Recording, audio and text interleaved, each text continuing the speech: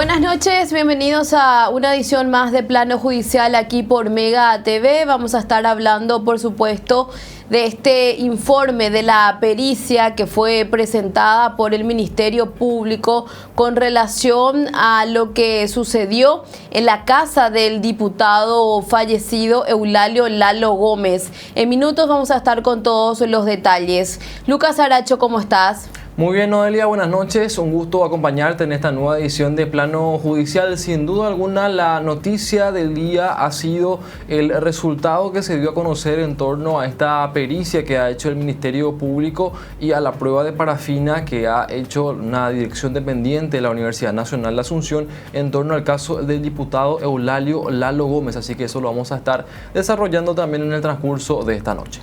Así es, así que vamos a compartir justamente este informe presentado ante el Juzgado Penal de Garantías de Pedro Juan Caballero, la Dirección del Laboratorio Forense, Departamento Criminalístico, en donde se habla justamente de este informe técnico balístico. Hay que decir, Lucas, que esto tiene que ver con el homicidio del diputado fallecido Eulalio Lalo Gómez, en donde hay un equipo fiscal en donde conforman Luis Said y otros. Así que tiene que ver justamente con esto. En cuanto al objeto de la inspección, me parece importante leer esta parte, Lucas. Exactamente, Noelia, porque este dictamen que ha presentado la perito Jazmín Cabrera tiene un solo punto, que es el que se muestra ahí, justamente que fue determinado por el juzgado de la jueza de garantías número 3 de Amambay, la doctora Sadi Estela López Sanabria, y más abajo se puede ver lo que dice: realizar el relevamiento planimétrico del lugar del hecho en la casa ubicada en las calles, y por supuesto la ubicación de la casa en la cual terminó perdiendo la vida el extinto diputado Eulalio Lalo Gómez, a fin de ubicar rastros y vestigios y la fijación fotográfica y fílmica del lugar.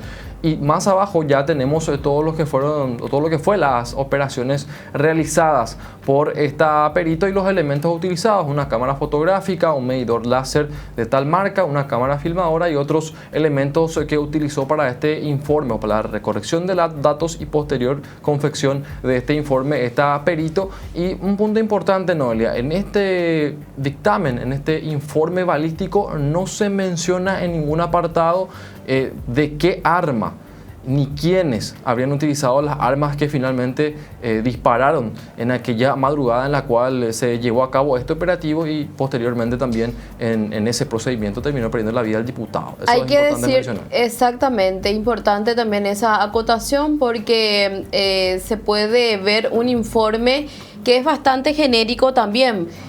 Más abajo, viendo un poco el lugar del hecho, vamos a ir en donde habla justamente y menciona las imágenes o muestran las imágenes del domicilio del diputado fallecido. El lugar del hecho, en donde es el sitio cerrado, interior de la vivienda ubicada en la ciudad de Pedro Juan Caballero, departamento de Amambay. Hay una vista satelital más abajo que habla justamente el lugar del hecho ubicado en las coordenadas que estamos viendo en imágenes, en cuanto a los rastros observados en el pasillo y puerta de acceso que antecede a la habitación principal. Rastro número 1 dice: desprendimiento de material ubicado en el tercio superior derecho, cara exterior del marco de la pared del pasillo que da el acceso a la habitación principal. Conforme a la vista del observador, se encuentra a una altura de 1,35 metros del suelo, y es en donde se ve esas imágenes ahí de este pasillo, y también en donde se hace esta medición. Y bueno, la firma también correspondiente del perito, Lucas. Asimismo, Noelia, luego aparece el rastro número 2 y se describe el impacto de un proyectil que es compatible con un orificio de entrada, el cual se encuentra ubicado en el lateral izquierdo, tercio medio, cara exterior de la pared de la puerta de acceso a la habitación. Conforme a la vista del observador, hace también esa precisión con una proyección vectorial, de derecha a izquierda, de afuera para adentro, y con un ángulo de menos 17 grados y a la altura de 1,13 metros del suelo. Son descripciones que hace en torno a cómo se encontraba el lugar cuando fueron justamente a constituirse allí con el juzgado de garantías y por supuesto el Ministerio Público que participó también de esa constitución. Es básicamente eso lo que se realiza, Noelia, una descripción de cómo está el lugar. Claro, por eso decíamos también, Lucas, de que no hay una conclusión específicamente en donde diga que el diputado disparó o no, o claro, si es que el arma que utilizó supuestamente el diputado, ni tampoco se menciona a las personas que habrían disparado, ¿verdad? Claro, y tampoco se menciona la trayectoria, por ejemplo, de las balas que salieron, lógicamente, de las armas utilizadas en aquella madrugada en realidad, porque esto ocurrió en la madrugada de ya lo que fue el mes de agosto de este año, y recién ahora se tiene este resultado, pero entendería, Noelia, y esto nos comentaron inclusive desde el Ministerio Público, que aún se espera otro resultado balístico que sí pueda hacer referencia a la dirección de las balas, la trayectoria y de qué arma salieron dichos proyectiles. Así es parte entonces de este informe técnico balístico que ya se presentó, se da a conocer incluso y estamos compartiendo aquí a través de Mega TV. ¿Te parece si vamos a este informe técnico ya? Que sería en la página más abajo, la página 15 específicamente, en donde se habla de la sección de físico-química, algo que estabas mencionando también, Lucas, esto que tiene que ver en cumplimiento al AI número 1078 de fecha 11 de septiembre del 2024, dictado por el doctor Juan Martín Areco Torraca, juez penal de garantías, circunscripción judicial de Amambay, el cual se resuelve ampliar el AI número 957 de fecha 19 de agosto del 2024 con relación al anticipo jurisdiccional de prueba solicitado por el agente fiscal Celso Morales Fernández por requerimiento fiscal número 221 de fecha 10 de septiembre del 2024 y disponer, ordenar la pericia a las muestras tomadas con hisopos por personal del Departamento de Criminalística de la Policía Nacional, de quien en vida fuera el ciudadano Eulalio Gómez Batista. Se designa como perito al licenciado Alfredo Andrés Acosta Fernández del CEMIT, conjuntamente con la licenciada Jazmín Cabrera del Ministerio Público, para la realización de la pericia. De esto ya es aparte de lo que ya se hizo desde esta cuestión balística, Lucas. Asimismo, Noelia, y se hace la descripción de lo que fue la apertura de los sobres que contenían las muestras que fueron recogidas del cuerpo del diputado Eulalio Gómez, y un poco más abajo en la página 18, ya más o menos 19 inclusive, ya se empiezan a mencionar los estudios y resultados que fueron obtenidos por los peritos del Ministerio Público. Hablan de una investigación de plomo, una investigación de bario y una investigación de nitrito. Y en cuanto a la conclusión, que es lo más importante y es un poco confuso, y esto lo voy a explicar también por supuesto, dice que en las muestras M1.1, M1.2, M1.1, M1.1.2, y va describiendo los puntos, son varios. Dice: no se detecta la presencia de nitritos, plomo y bario, bajo criterio de investigar la presencia de residuos de disparo de arma de fuego. O sea, no se encontraron restos de que den, digamos, la suposición para llegar a la conclusión de que el diputado efectivamente realizó un disparo. Pero en la parte final, Noelia, dice: en la muestra M1 se detecta la presencia de plomo y bario, bajo el criterio de investigar la presencia de residuos de disparo de arma de fuego. En la muestra M1 no se detecta la presencia de nitrito. Se hace esa especificación. Pero ¿a qué se refiere ese punto? A la herida del antebrazo del lado izquierdo que recibió el diputado. Así es, así que esto, de hecho, que desde la Fiscalía, estuvimos escuchando que el fiscal le decía a algunos medios de que falta todavía otras pruebas que analizar. Y por el otro lado habló el abogado Oscar Tumba, que es el abogado de la familia Gómez, en donde desde el vamos ellos dijeron que este procedimiento tiene varias irregularidades, por ejemplo, del por qué ya se tuvo que tocar el cuerpo o mover, trasladar hasta otro lugar, por qué, digamos, en qué momento el diputado habría supuestamente les habría recibido a las autoridades también a balazo. O sea, todas esas cuestiones, todas esas preguntas que desde que ocurrió el hecho, la familia y también el abogado se preguntaba, Lucas. Exactamente, Noelia, y muchos se preguntarán qué tiene de conducente o para qué puede servir esta pericia, este informe balístico y también, por supuesto, lo relacionado a la prueba de nitrito y nitrato. Bien, en caso de que se determine que el diputado no llegó a disparar, allí podría desaparecer lo que en derecho explican los expertos es la causa de justificación. Esto está establecido, por supuesto, y más o menos va por el lado de la legítima defensa. Esto quiere decir que en caso de que el diputado, se demuestre esto, no haya disparado, los policías directamente podrían ser procesados. Inclusive eso dio a entender también el propio fiscal Celso Morales, porque al no haber causa de justificación, sí hay una conducta antijurídica. Es la explicación que dan también los abogados penalistas en torno a esta situación. Así que bien el Ministerio Público podría presentar, una vez que tengan todos los elementos, porque esto es una parte recién, una imputación contra los policías que dispararon contra Eulalio Gómez. Vamos a compartir las declaraciones del abogado Oscar Tuma. De cómo ocurrió el hecho. Lo que echa por tierra la versión del ministro y del Ministerio del Interior, que habla de disparo a 7-6 metros de distancia en una especie de enfrentamiento, lo cual eso es imposible porque había varios obstáculos para que se pueda dar a esa situación. El cambio de disparos, decía el ministro, y lo dijo aquí en el Senado incluso. Sin embargo, con esto se descarta prácticamente. El intercambio de disparos está totalmente descartado y de la forma que nos presentaron meses atrás, mucho más aún, ¿verdad? Eso lo demuestran científicamente la prueba del doctor Lemire, las otras pruebas periciales en cuanto a los disparos. Y sí, el enfrentamiento, no hubo tal enfrentamiento. O sea, se ingresó a la habitación del diputado, está demostrado científicamente que se rompe la puerta con un martillo táctico y al ingresar se procede a disparar al diputado que estaba en una posición defensiva. El ministro dice que esta prueba balística, el resultado no es determinante, que están en la espera de los resultados del hisopado. Yo creo que él no está informado de hace tiempo. Porque desde el momento que él defiende una hipótesis de un enfrentamiento, quiere decir que lo están engañando, ¿verdad? Yo creo que él, siendo ministro, en todo caso tendría que estar abierto a otras circunstancias y no exclusivamente a la versión que le están dando. Te repito, que se va cayendo día a día. Yo creo que acá estas pruebas son concluyentes de la manera en que ocurrió el hecho, de la forma en que ocurrió el hecho, y son pruebas que ni siquiera son nuestras, son pruebas que van surgiendo de los propios órganos jurisdiccionales. El senador Rafael Filosola se preguntaba, ¿error de procedimiento o ejecución? Para usted hay una duda de cuál es la respuesta.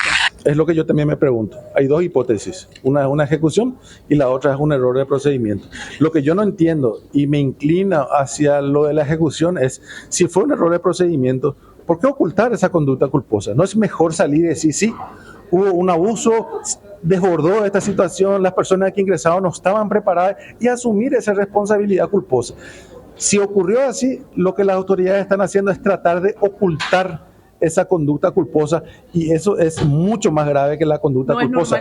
Bueno, vamos a ver entonces cómo avanza también esta investigación con relación a la muerte del diputado Eulalio Lalo Gómez. Tenemos que hacer una pausa. A la vuelta seguimos informando aquí en Plano Judicial.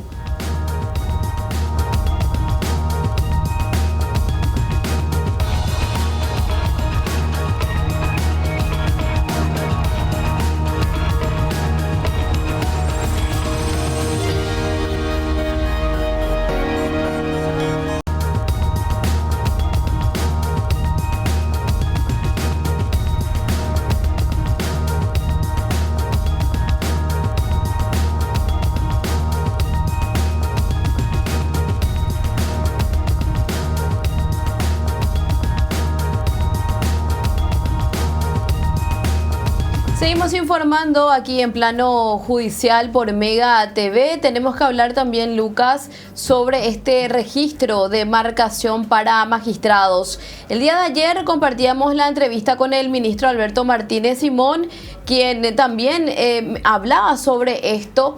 Y la Asociación de Jueces del Paraguay un poco más tarde sacaba un pronunciamiento o sentaba postura con relación a esto desde el 2016, que ellos vienen ya digamos, con una cuestión, con una postura de que están en desacuerdo con este registro de marcación. Pero vamos a compartir justamente el hilo que se daba en redes sociales, Lucas. Exactamente, las reales necesidades de la justicia, dice una suerte de título de este pronunciamiento que ha hecho la Asociación de Jueces del Paraguay, Noelia, digamos, elevando un poco la voz, por un lado para hacer notar su desacuerdo en torno a este registro de marcación de magistrados que ellos ya sentaron en su momento en el año 2016, y por otro lado mencionando un poco también lo que tiene que ver con las carencias que está teniendo el Poder Judicial. Bueno, dice un poco, nos reafirmamos en que la marcación no combate la mora, en cambio,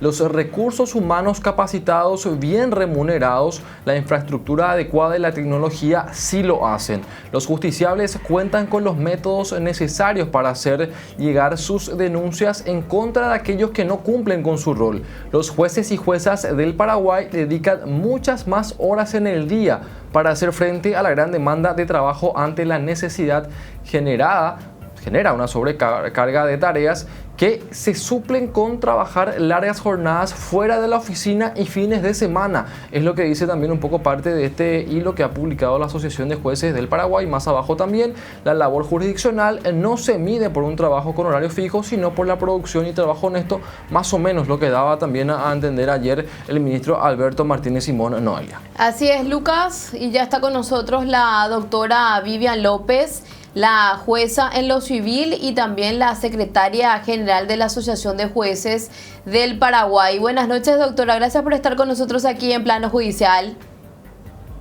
Buenas noches, Noelia. Buenas noches, Lucas. Como siempre, un placer estar en tu programa.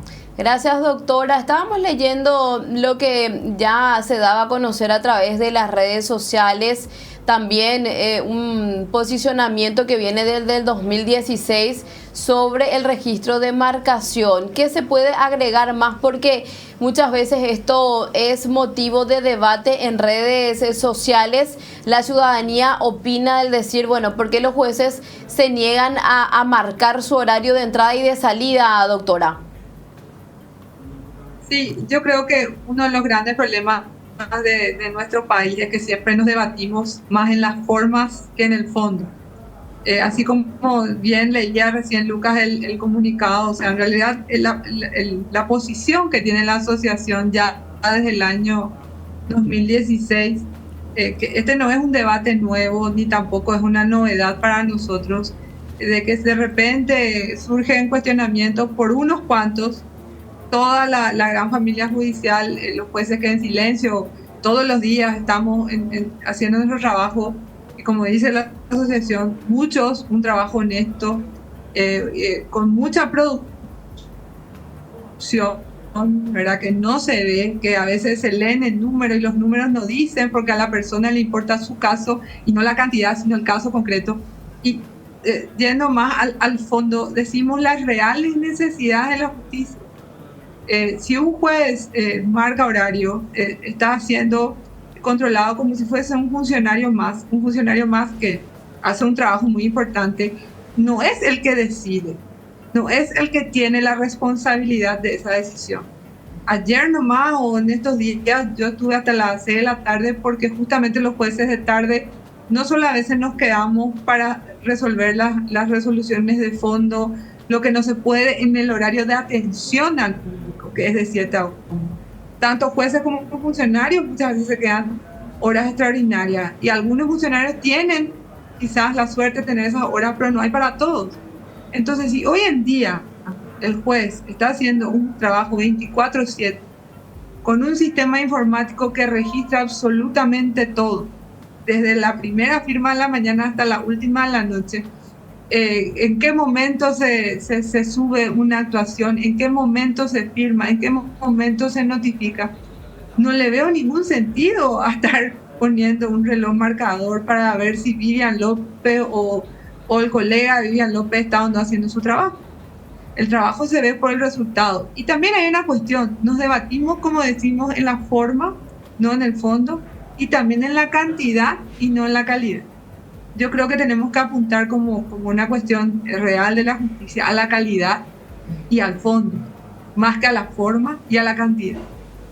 Lo que muchas veces pasa, y podría darse también en este caso, doctora, es que se trata de hacer una suerte de nexo causal entre una situación y otra, es decir, entre las llegadas tardías de algunos magistrados con la mora judicial. Pero se puede hacer, digamos, en ese sentido, ya que nos estabas comentando inclusive que algunos jueces se quedan, y nos consta a muchos de nosotros, inclusive principalmente en el fuero penal, jueces de sentencias que hacen juicios en horas de la tarde, inclusive los fines de semana también. Entonces, se puede hacer, digamos, ese nexo entre una situación y otra en este caso particular, y por otro lado también la situación que muchas veces se da, es real, lo relacionado a la mora judicial. ¿Eso existe y es una realidad, doctora? A ver, quien diga que la marcación va a combatir la mora, yo creo que no es totalmente honesto. Por eso decimos nosotros, la marcación no combate la mora. La mora tiene muchos padres y muchas madres. Sí. No es solamente de que el juez no trabaja, ¿verdad? La mora es provocada muchas veces por las partes, es provocada por un sistema, un proceso muy antiguo que tenemos que algún día ponerlo al día, ¿verdad? Es provocada por incidentes innumerables de que son derechos de las partes. No estoy diciendo que esté mal, estoy diciendo las razones. Es provocada por el volumen inmenso de trabajo. Cada fuero tiene su ritmo. El fuero civil tiene un ritmo, el fuero penal tiene otro, como decís bien, Lucas. Los jueces de sentencia, la cuestión es presencial, no es ni siquiera que pueden, ellos deben estar porque el juicio es presencial, ¿verdad? Pero el juez civil quizás no tiene esa presencialidad obligatoria durante todo el juicio porque es mayormente escrito, pero sí tiene un volumen de trabajo, sobre todo en las capitales de circunscripción y sobre todo en capital, en la ciudad de Asunción, que no tiene ningún otro juez de la República. Después está también los jueces de paz, en los casos de violencia, trabajan 24/7. Los jueces de niñez también. Si al juez de niñez le dicen, usted tiene que cumplir horario de 7 a 1, y al niño necesita el juez a las 5 de la tarde, ¿qué va a hacer? Claro. Ese niño o esa situación? O a mí mismo hace poco tenía una habeas corpus que resolver. El habeas corpus no puede esperar que yo vuelva al día siguiente porque la ley dice que yo tengo que resolverlo en el día. Claro, pero si yo voy a tener un horario y voy a marcar y voy a reducirme, incluso podría ser beneficioso para todos los jueces y trabajaríamos menos. Y la mora, en vez de reducir, aumentaría. Esa es la nexo causal que yo estoy haciendo ese juego de palabras contigo ahora. Entonces, por eso decimos también en nuestra posición, si le vamos a exigir a todos los colegas, porque como decís, hay algunos que no están, escuchaba hoy una entrevista con el presidente que le decían, yo estuve a las 8 y el juez vino a las 10, y bueno, que se haga responsable esa persona. Pero ¿por qué todos vamos a tener que entrar en la misma bolsa? Cada uno es responsable de su juicio, de su funcionario, de su juzgado, de sus responsabilidades propias. Gracias, doctora, por su tiempo. Gracias, Noelia, gracias, Lucas, y como siempre, un placer estar con ustedes. Igualmente, la doctora Vivian López, la secretaria general de la Asociación de Jueces del Paraguay. Nos estamos despidiendo, Lucas. Nos encontramos nuevamente mañana. Buenas noches. Buenas noches, Noelia. Será hasta mañana.